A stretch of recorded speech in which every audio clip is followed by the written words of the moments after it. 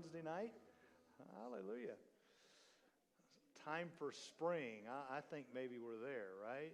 So I'm hoping that that it's here for staying purposes. I don't know whether I get it or not, but hey, just let me brag a little bit. I was just telling Garland a couple of years ago I was invited to this thing, and I was doing my bishop thing, and met an individual, and I can't tell you his name. Anyway, he's a bishop out of Jordan, and we consecrate him as a bishop, and I just got word, has over 200 house churches in Jordan.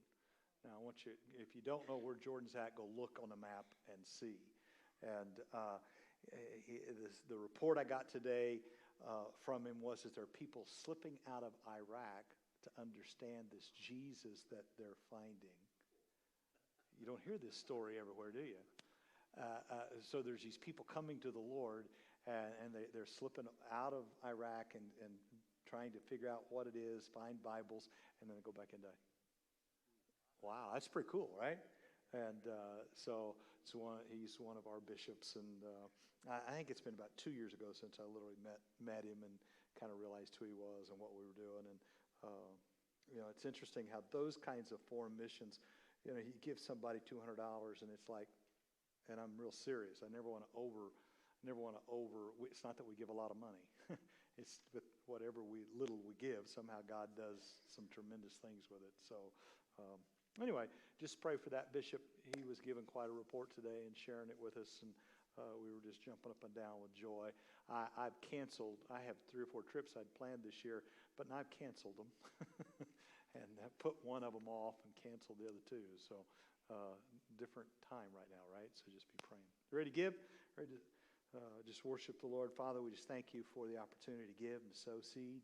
Lord, just pray that you bless the gift and the giver. Just accomplish all that you desire. I ask it in Jesus' name. Amen. Amen, amen, amen. Well, it felt like a couple weeks ago that I ought to speak the next several weeks on Wednesday nights on covenant. It's been a while since I've taught through covenant, but as we look towards Easter and what that means, what that represents, I thought maybe it'd be fun to walk through those stages and understanding of how God reveals himself through covenant.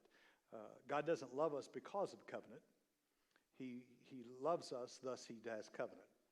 So the covenant and the actions of the covenant are to reveal who he is. So covenant is actually that outward display of an inward reality. So as we study covenant, it's not that because you do it, now you have to love somebody. No, because of love, you get married, right? And the marriage covenant reveals the love that you already have for one another. So the wedding dress and the procession and all that doesn't make you married, right? It just reveals the intent of the heart. It reveals the identity of the people. So how the public knows that you love each other is we do this thing called a wedding.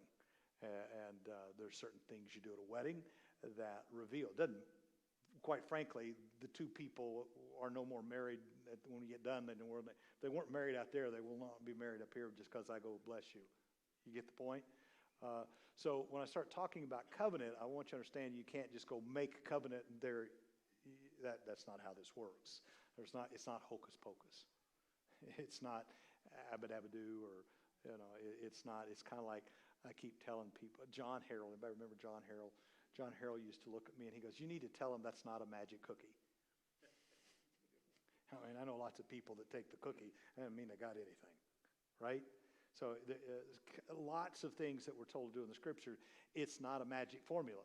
That if you do the formula, the promises of God were there, but they didn't mix any of it with faith. And so the promises had no effect because there was no faith in it. Remember that, Hebrews?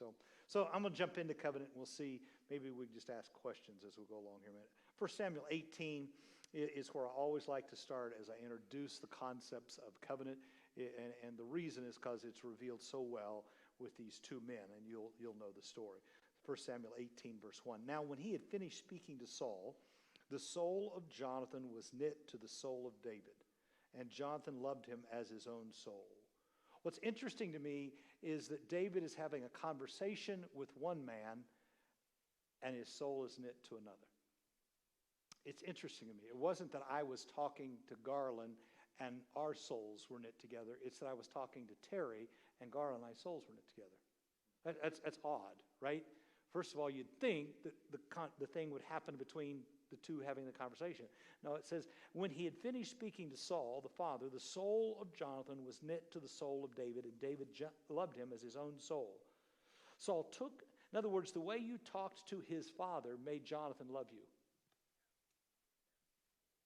Okay. Saul took him that day and would not let him go home to his father's house anymore. Then Jonathan and David made a covenant, because he loved him as his own soul. The reason they made the covenant is because they loved each other. They didn't make the covenant and then love each other. They loved each other and made the covenant. And Jonathan took off the robe that was on him and gave it to David, and his armor, even to his sword, his bow, and his belt.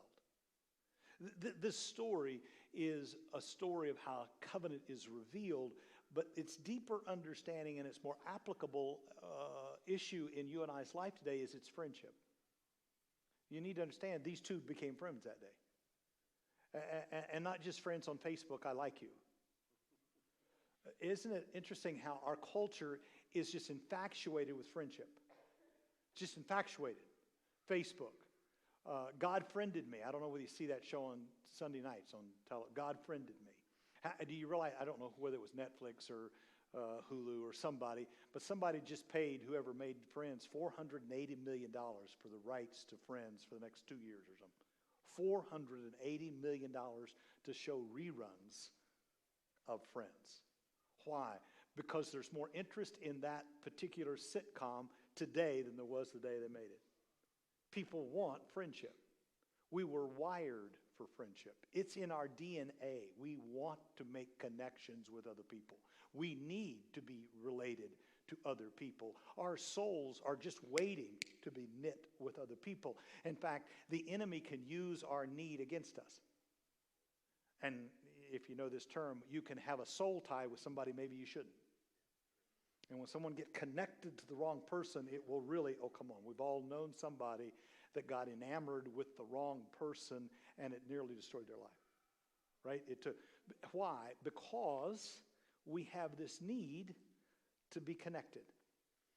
It's what we all hunger for. And yet, you don't really hear us talking about covenant relationships much in our world. You don't really, that term, and yet in my opinion, covenant is the foundation of all Christian faith. Covenant is the foundation of Judaism. Covenant is the very basis. If you look it up in the Webster's, it means something that binds you. They use the word knit, but maybe tapestry. Maybe a picture of a tapestry where the cords are all pushed together and it creates this, they're bound. You can't take it apart, right? You start unweaving it and you can't, you're made together. And to understand that this Bible is made up of two covenants of God. And the covenants mean that God made them, not you. In fact, every time you see a covenant being made, generally man has no part to play in it. But we are so unfamiliar with what that means, particularly as West.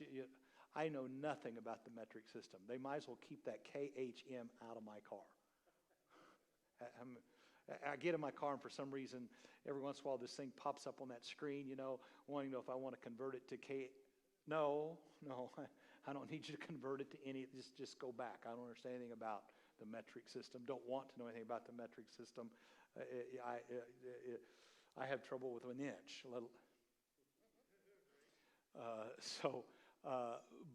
But if you don't learn covenantal language, if you don't learn covenantal things, you'll have difficulty moving through these scriptures. If you don't understand covenantal language, you'll reduce it to a set of rules. If you don't understand covenant understanding, you'll think you have to perform to earn God's friendship. If you don't understand covenantal language, you'll always be missing it because you don't think you're good enough. You'll have troubles with self-esteem and self-worth and value because you don't understand covenant. Only as we become familiar with what it means to live in a covenant will we ever be able to grasp the Scriptures and to grasp the meaning of how Christ came to die. If you don't understand covenant language, then Easter will always look like a mean God killing a man. If you don't understand the covenant, you'll miss the symbols of this is my body, this is my blood. I mean, start talking to little children in church and they'll go, blood? Ugh. Right? I mean, you drinking blood. What?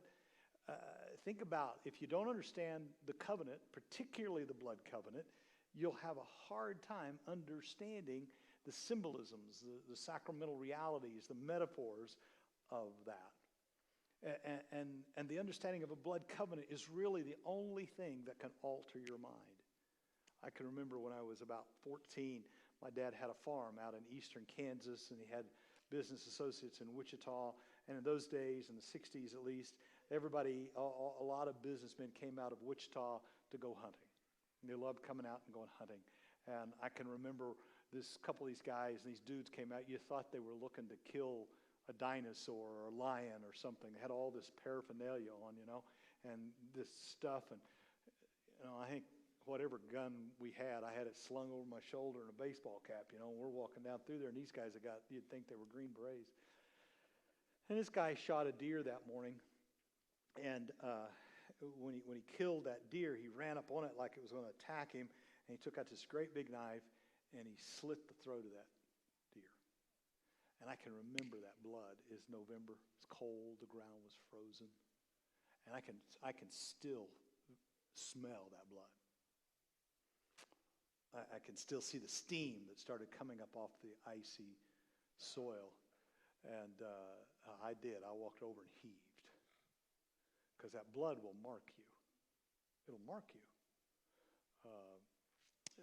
There's 2 or 3 other times in my life where Nicholas, at 15, was in a car accident, and we get this call, and we run down to town, and we drive up on the scene, and they got Nicholas laying out on the sidewalk on one of those stretchers, and all this blood's coming out of his mouth. Now, don't panic, he bit his tongue. But when you're a parent running up on a site and 15-year-old son letting blood run out their mouth, I'm telling you, it'll stop your heart, it'll grab your attention, it'll swell everything. Blood, why? Because nothing will alter your mind like blood. Because you instinctively know that the life is in that blood. You instinctively know that if too much of it is lost, you die. Listen, why do you think they make movies as gory as they can? Because it gets your attention. 2 things will happen. Mostly, you can get it around gender differences. Men will go, oh. Women will go, yuck, and walk off. But listen, the reason why those movies work is because blood gets people's attention. I mean, Annie loves watching old movies because, the old James Bond movies, they shot everybody, but there was no blood. Right? I mean, come on, go back and watch older movies. Kill everybody, but nobody bleeds. It transforms. It's the common denominator of how everything understands. So that when you see a blood covenant, you instantly have the idea that God is revealing something, catching something. He's revealing a secret to you. And so covenants is how God draws you into something deeper. The Bible says the secret of the Lord is with those that fear him, and he will show them his covenant. In other words, covenant is only revealed to people that are willing to lean into something, to see it in a little deeper way, and that in that covenant is something that's transmitted. The Proverbs are full of these old sayings. He remembers his covenant forever. He is ever mindful of his covenant. Though my mountains be removed and the hills may shake, my loving kindness will not be removed from you, nor my covenant of peace be shaken. I mean, you got to hear this, God. By the revealing of the covenant, he's saying that'll never change. I had someone just walk up to me the other day and say, well, God destroyed the earth once. I said, yeah, you missed the point. He said, I'll never do it again. I mean, they were all, and God might be doing this with the coronavirus, and he might be doing this with volcanoes, and he might be doing this. And I said, you don't know what you're talking about. He said, well, he did it with Noah. And I said, yeah, and he promised never to do it again, silly. And when you get to Isaiah, by the time the scriptures roll into the great prophet of Isaiah, you have God saying, remember, I promised you my loving kindness will never change. I promised you my peace would never be removed off of your life. Remember the covenant? Remember the covenant? Remember what I said and what we did and how covenants are unbreakable. They're not casual. There's no way out. There's no exit. Blood is thicker than milk. I mean, blood binds us together. Come on. When I was a little kid, we were always pricking our fingers or cutting our fingers, and we were blood brothers. Remember? No, none of you ever did that. Well, you should have grown up where I did. It was something that it was always that link, that loyalty, that effect, that something was. So let's think about covenants are not made between two strong people. Covenants are not made between people that have a lot in common. Covenants are made between people who have weaknesses. You're strong in this area, I'm weak in this area, you're weak in that area, and I'm strong. Covenants are made between people that are different. I can remember Nicholas coming home one day and saying, oh, Dad, I have fallen in love. I have found somebody that thinks like me, that speaks like me, and I'm instantly going, run. Because two of you would be two, never mind. Right? Covenants are made between family A, who are hunters, and family B, who grow tomatoes. Covenants are made between people that are different, that have needs that the other one, it's based on differences. It's based on those differences. That's why most people will never understand covenants, because they're only looking to be with people just like them. And love recognizes the distinct differences within each other and understand that I need those differences in my life. It really removes prejudice. It removes all form of prejudice, because I need what you have, you need what I've got, and it's not a contract. We're not negotiating with one another. See, contracts are negotiable. Covenants are unbreakable. Contracts have contingencies if you nigh out. Covenants disregard all contingencies, not even looking for them. Never will. Contracts protect my right and your right. Covenants protect the oath. Covenants have nothing to do with rights. That's why I get so interested with Christians and they start talking about my rights. As a Christian, you have none. As a Christian, you have no rights. You're bound by an oath. You're bound by a vow. You're bound by a promise. This isn't about rights. This is about that oath. Contracts spell out conditions. Covenants spell out promises. Contracts are written in fear. I'm afraid you won't do this, so if you don't do that, then this is what I'll do. If always has those. Covenants are written to affirm trust. Contracts are always based on the fact that I'm going to trust you to be who you said you are. Contracts protect the self. Covenants always protect the other party. I'm always looking to protect you. Contracts work out compromises. Covenants are one-sided offers of giving. Contracts are lengthy, fine print, hidden clauses. Covenants are bold and simple and straightforward. There's a lot of people that read this like it was a contract. And they get litigious with it. Yeah, but the comma was here. Yeah, but it's this here, and it says this over here, and it said this over here. And they kill each other over. No, you can't read this like a contract. This is a covenant. It was written by a God that said, I'll die before I break my promise to you. It was handed to us by a God that said, I'll keep the thing. When you fail to keep it, I'll keep it anyway.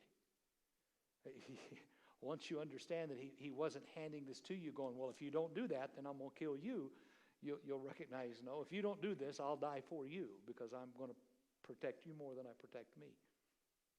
Doesn't mean he's proud of you when you doesn't mean he's giggling over it, but contracts are written, covenants are vowed. We wrote this. For 400 years, this didn't exist. For 400 years, the church didn't need this. They had their word. And if this apostle, early father, said it to this, and this one said it to this, and this one said it to that, that was enough. I trusted your word. 400 years before this ever existed. Today, we have to have this because we don't trust anybody's word. Well, think about it. Today, the people that are supposed to be preaching this word are arguing with each other over what it is they're preaching. It's very interesting to me. They're debating over their interpretation of it rather than the salvation contained therein. Because are you getting my point? My point is, until we stop looking at it, listen, what has been believed by everyone since the beginning, everywhere. There are a few things that I can tell you have always been believed by everybody, no matter what flavor of the church they were in. Jesus is the Son of God. Jesus died. Jesus rose on the third day. Jesus ascended into heaven. Jesus sent his Spirit into our hearts, whereby we cry, Abba, Father. Jesus is coming back. Did you know that we've always believed that? Everyone who ever believed that. No matter whether you were in India or North America, you believed that. And if you didn't, then you weren't us. Today we argue over so many non-essential things. It's like, okay, and the point is? Are you getting? Covenants are simple, straightforward, bowed, just right out there. Doesn't take a theologian to get it. You don't have to be a rocket science to understand that you had broke the covenant. But God came to keep the covenant. And if he came to keep the covenant that you were unable to keep, then this isn't based on what you're able to do. It actually reveals his love. Is it? But we have to understand that contracts are signed, but covenants are sworn, and that we live in that. And there's this great verse I love that says, he sweareth to his own hurt and changeth not. That even if it hurts me, I'll not break my word to you. That even if you break your word, I'll keep my word. That contracts last until the expectations go unmet, but a covenant lasts forever and ever and ever and ever. Psalm 89:34 says, my covenant I will not break, nor will I alter the words that have come out of my mouth. To understand the power of a covenant. Now when he had finished speaking to Saul, the soul of Jonathan was knit to David, and Jonathan loved him more than his own soul. I think that Jonathan heard something in the voice of David. I think that there was something in his voice that Jonathan went, I can trust what he says. I think the meaning of the sound that I preached a few weeks ago, Jonathan heard something inside his heart. I mean, John, inside the womb of Elizabeth, it leaps. I was talking to someone the other day. Can you imagine what Lizzie said to Johnny as he was growing up? I mean, you got to think about this. Johnny's about 4 or 5, and Mama Liz is going, you turned over, jumped up and down when Mary walked in the room. I mean, can you imagine the mother of John the Baptist telling John what he did while he... I mean, every once in a while, the girls will say, here, Dad, what? And I'll get to... But can you imagine Mom telling the baby, you knew then. You knew in my womb that he was the Savior. That cousin of yours down there, Mary told me that the Holy Spirit overshadowed her and that his Father is God. See, you got to read between the lines here some. You got to understand what took place because there weren't enough books to write down every detail. It says if they'd written down everything, we wouldn't have libraries to hold the books. Okay, I can just hear Zacharias going, John, I went deaf, dumb, and blind. Well, I questioned the angel about who you were. Can you? There was something in the sound, and their hearts were knit together. There was something understood in your spirit. What I'm trying to suggest to you is that if you've ever lived in a covenant, you can't quite put your finger on why this friendship exists. If you've ever had one of these, if you're ever living in one of these, it really is beyond, I don't know, it was just something, and I knew. I wasn't looking for it, but I knew. I really can't tell you how to do it. I've had people all the time say, I wished I had friends like yours. And I'm thinking, I wished you did too. I don't know how people live without relationships like this. I really don't. Something happened in it, and it caused them to take action. The point being is that when you recognize there's something unique, it causes you to act. And when that thing happened, whatever that thing is, what is described in that few verses there is what they did.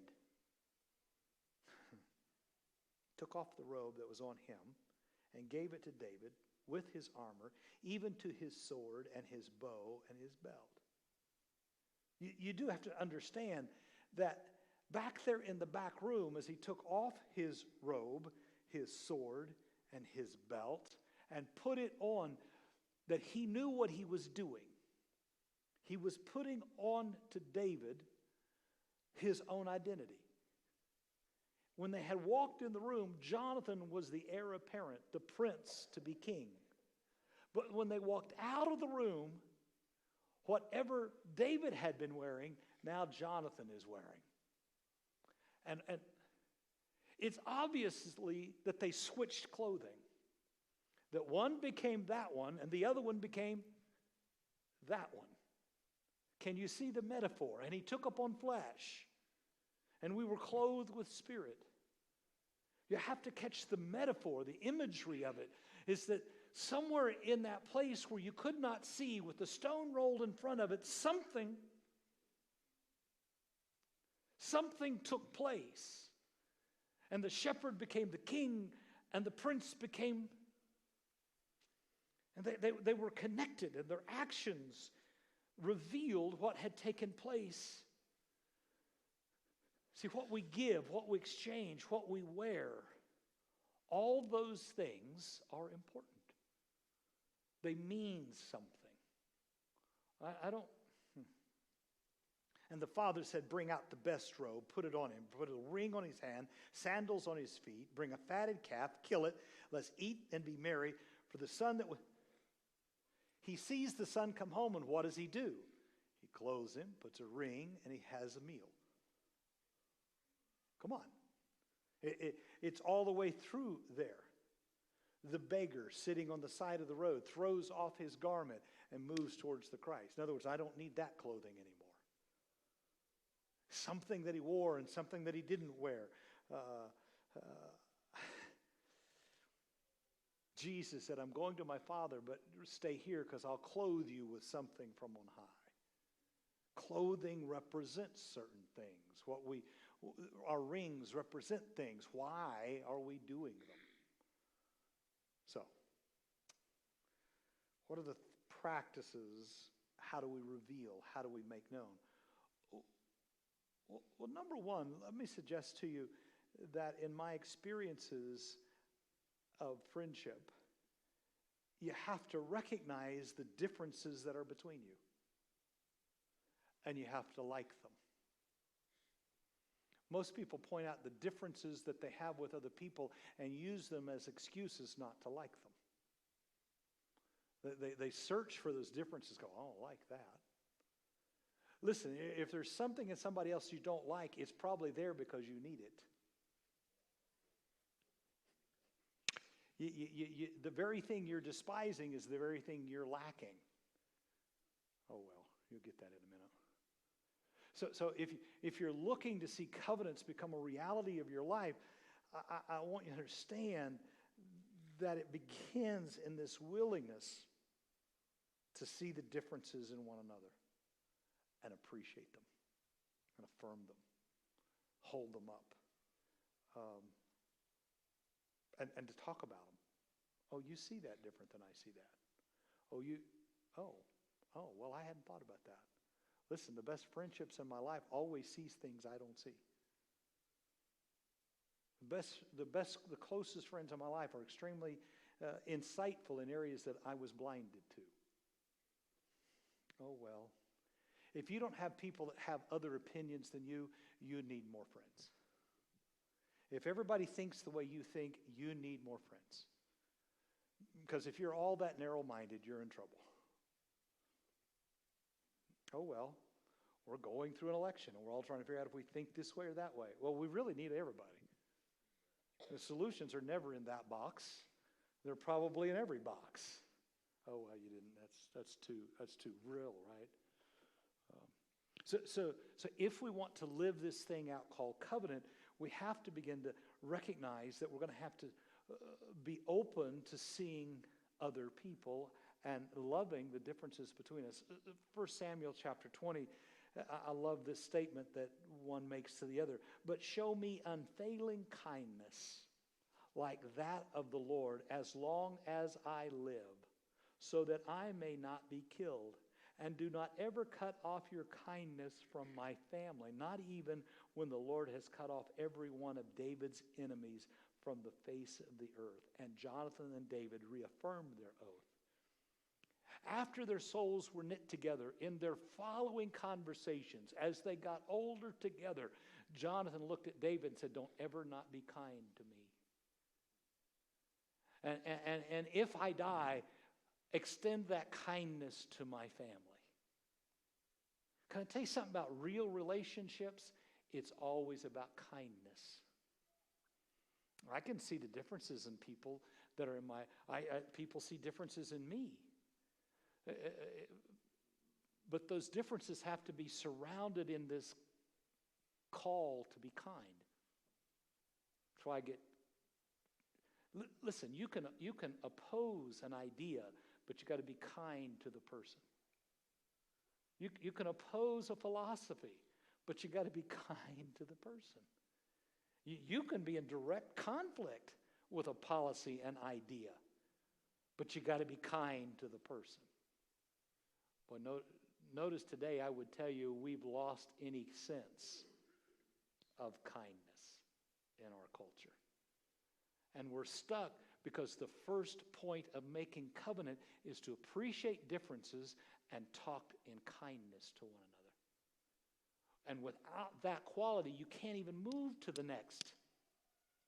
But how can I be kind to people that are different from me? Jonathan was a shepherd, smelled like sheep. Jonathan was a prince, raised to be king. Talk about different. But recognize something that they couldn't even articulate and begin this process of being kind to one another. Your loving kindness is better than life. Number two, if we're going to see and recognize covenantal kingdom relationships, and we're going to see the kingdom of God manifested in our human life, we have to begin to recognize that in a covenant way, we have somebody that represents all of us. That's why we have elections. We're trying to find somebody that represents us. I serve as a bishop, which means I represent us. I'm not the us, but I represent the us. I speak with, to, for, and from other bishops, and I speak for us. If you're going to have a covenant that changes the culture, your family, any area, you have to go, they're going to represent us. And that individual is going to represent us, not themselves, but us. This, not individual. That's why it's very hard to find a leader that's of any value, because most of them are representing themselves. Oh, well, I could get down in your shoes with you. That's why self-governing governments will always have a problem, because very few leaders are able to represent us and not themselves. Oh, well. But who is it that I have to say to you that I think one of the things Jonathan recognized about David was that he went and killed Goliath for them. David represented Israel to the degree that he charged the enemy for us. David was not really in it to get something for himself. He saw God opposing, or the enemy opposing Israel. And he jumped in there for the sake of Israel. Think about it. The minute he was willing to step in front of and take on the giant, he was representing us. Who's that person that's willing to step in there and die for us? That's the representative. That is a big, when someone steps into your life and they're willing to give their life for you, you pay attention.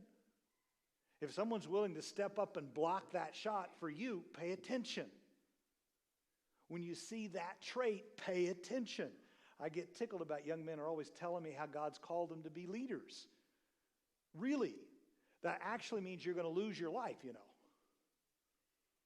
Oh, well. Leaders that aren't willing to lose their life can't lead. In a covenant concept, and we're always looking for someone to be the representative of the whole. David represented all of Israel. When he killed Goliath, all of Israel went free. And when Jesus died, all of went free. Who's the representative of the covenant that we have negotiated because there are distinct differences here? Jesus comes as that representative. The third thing you have to understand about covenant is it's always done, there's always this place where it's done. If you go read the Old Testament, you'll find they had altars. That altar was a place where they put an animal. There's a place. There's a space. If you don't have any space in your home that's sacred, can I tell you, the home won't be sacred. There has to be some space, even if it's a corner with a cross.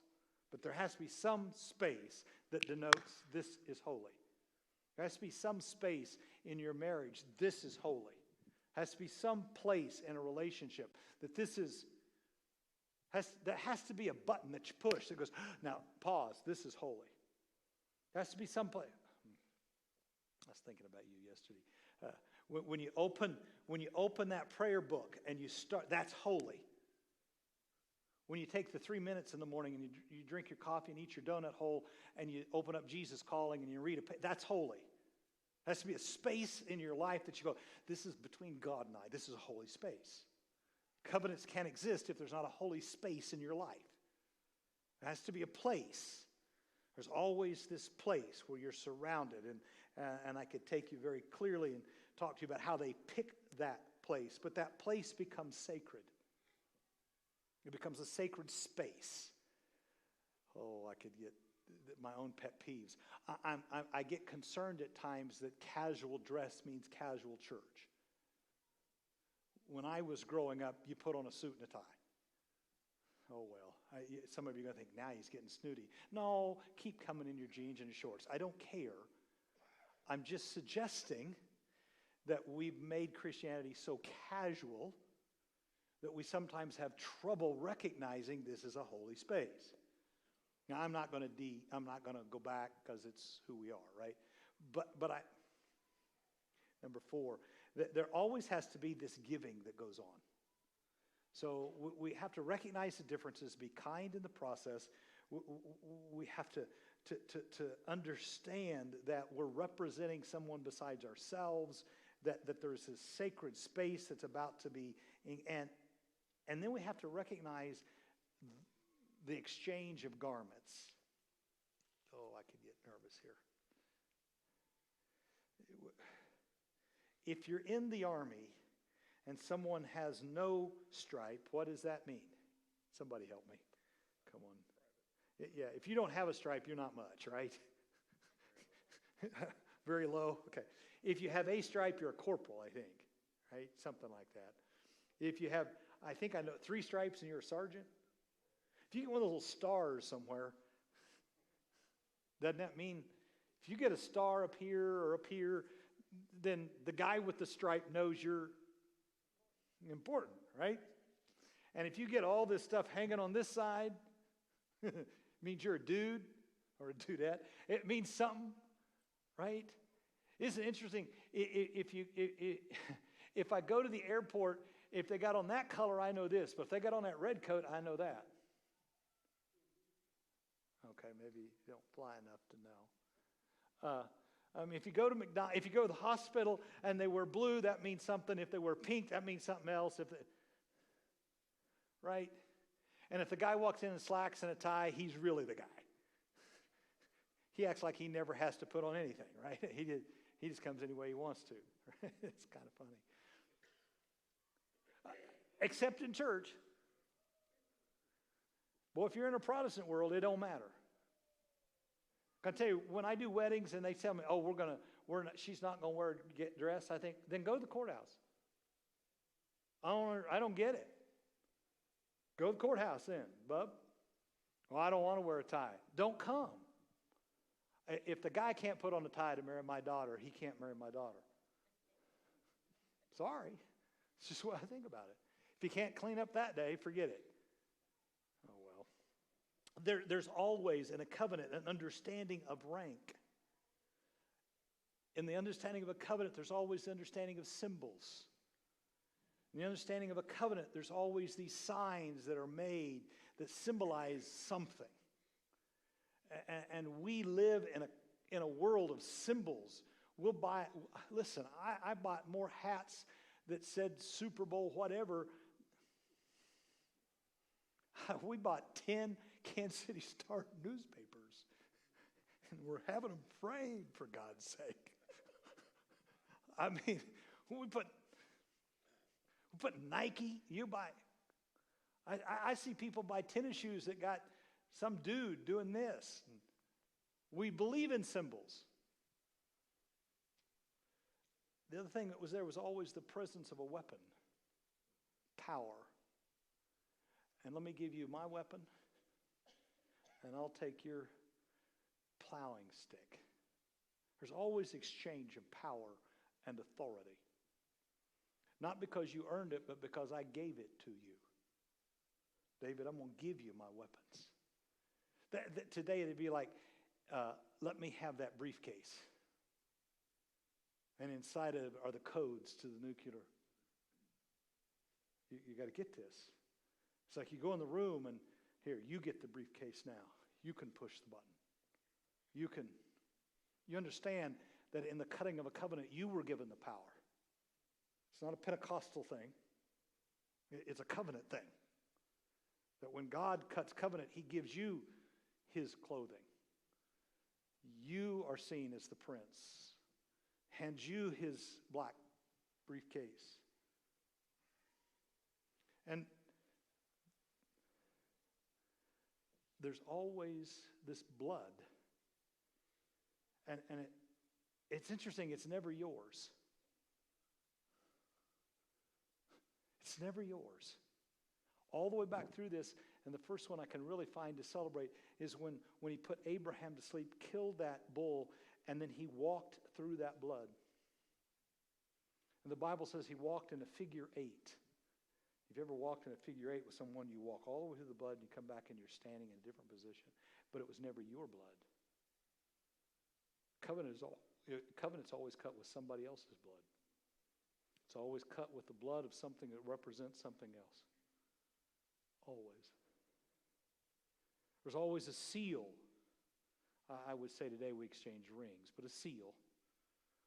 Basically what it was is wherever the cut was, they put gunpowder in it or thereof, and they rubbed it until there was a great big scar, a seal of it. That symbolized that we had been joined together. And then they changed names.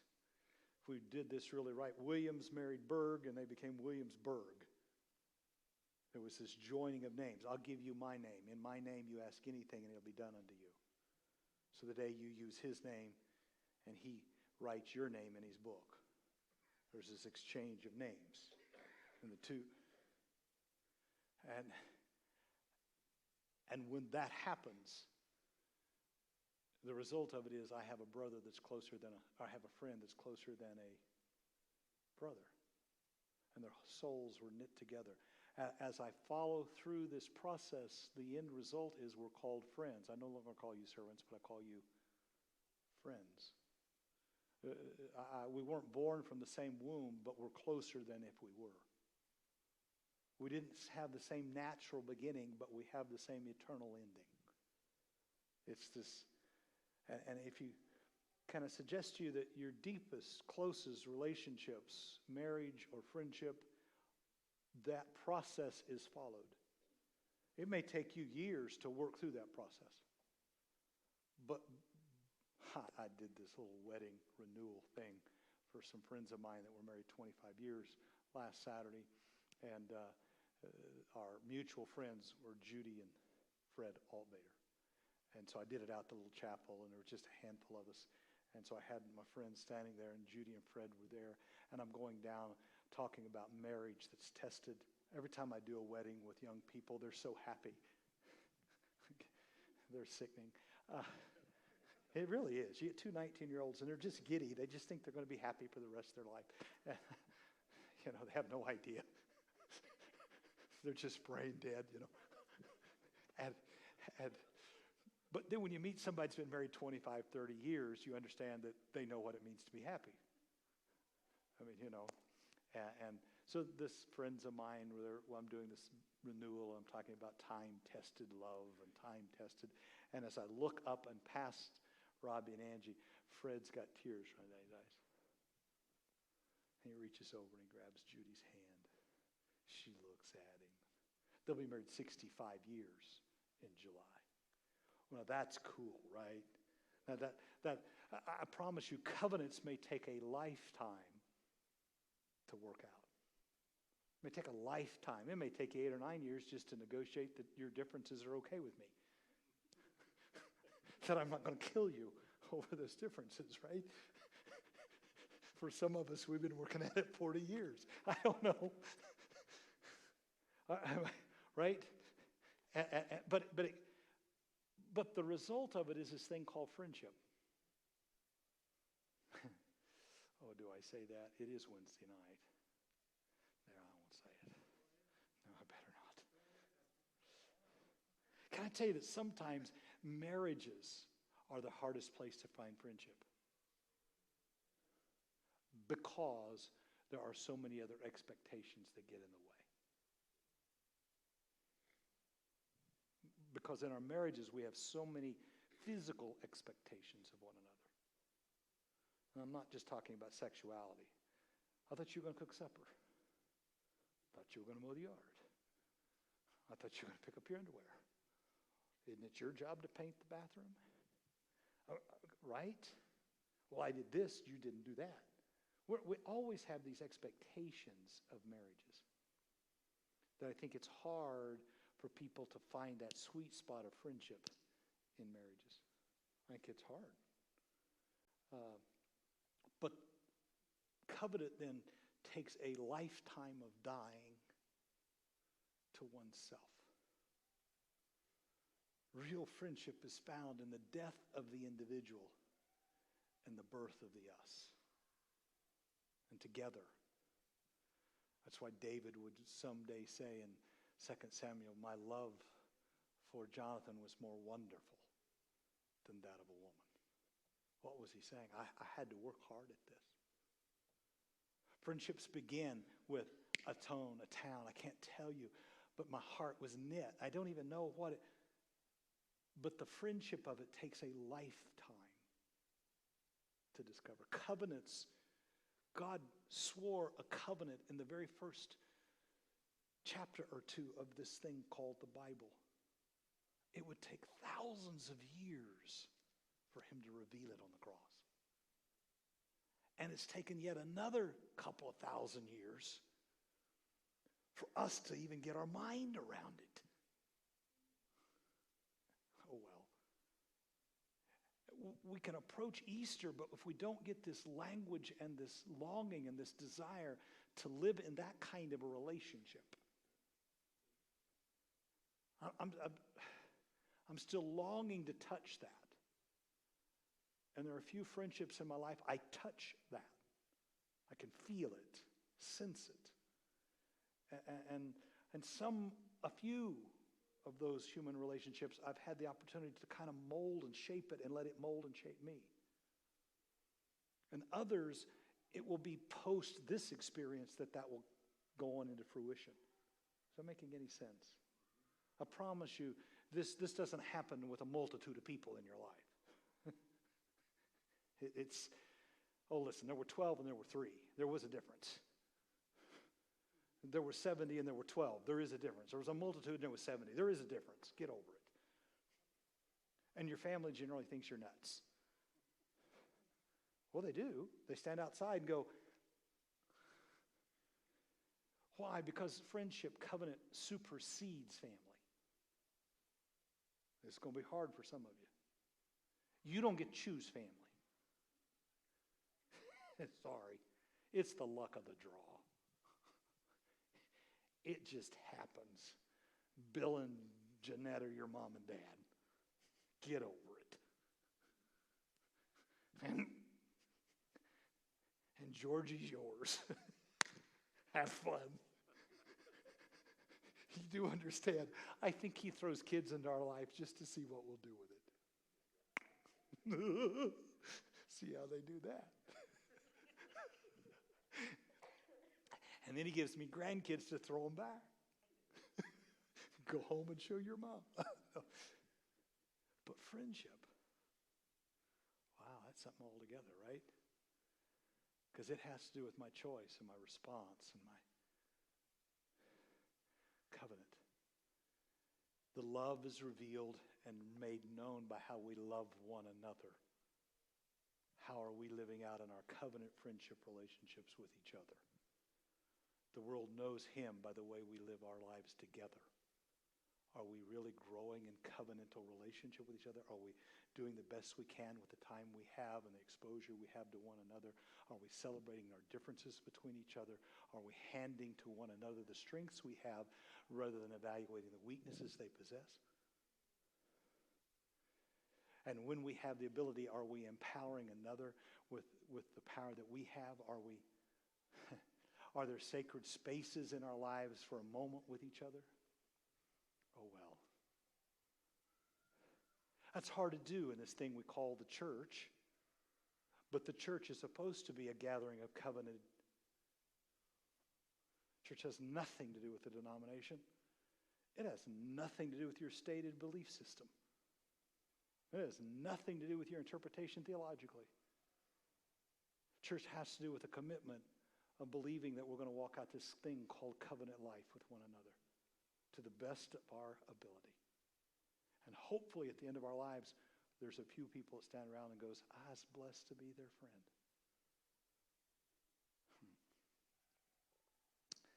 And so the Lord spoke to Moses face to face as a man speaks to a friend.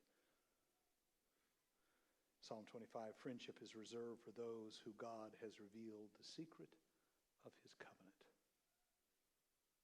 To discover the secret, the intricacies of what it means to be a person in covenant. The last thing that is done in the making of a covenant is the sharing of a meal.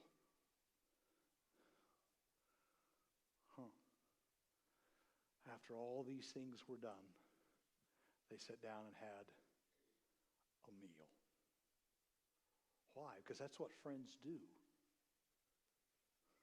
They have a meal. They break bread. And they remember. And they cherish. And they value. I've got a whole bunch more, but I've got next week. So I'm just going to pick up right there. Next week. Why do we do the things we do? Because the actions that we take reveal the love that's in our hearts. So, think about it. Think about the rhythm of that covenant. Think about what that means in our public worship. Think about what that means in our private friendships. Think about what that means in our heart as we look at other people. Is that covenant reality? Are we even open to hear another person. I have people all the time, I don't understand how you can be friends with so many people. Because my heart is always open to hear the tone of another human being, even if they're not talking to me. I'll take you right back to where I started. He wasn't even talking to Jonathan. He was talking to somebody else. I wasn't even engaged, but I could hear. The only way we even begin this process is if we're willing to hear the heart of somebody else.